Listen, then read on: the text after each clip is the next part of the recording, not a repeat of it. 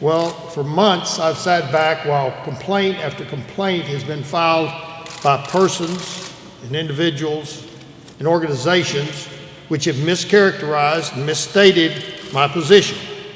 And therefore I felt at this time it was necessary to address this. This is not about any wrongdoing I've done.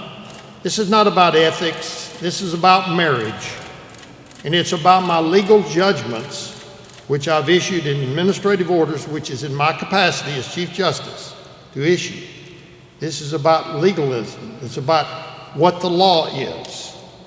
And therefore, I've asked these attorneys who graciously donate their time to come down and explain my position. I'm happy to answer your questions if you have one.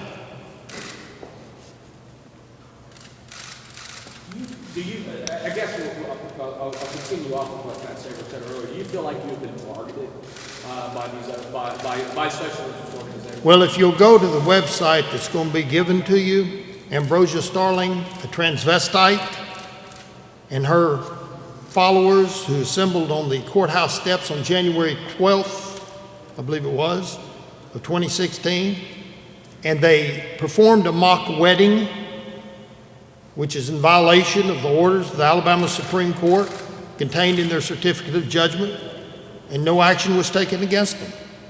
We're in a serious time in our country.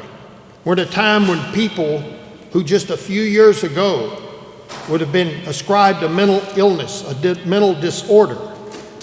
When I started in 2013, if that would have happened then, this person and the people around her would have been, some of the people around him, would have been said to have had a mental disorder, a gender identity disorder, according to the Diagnostic and Statistical Manual of the American Psychiatric Association for Mental Disorders.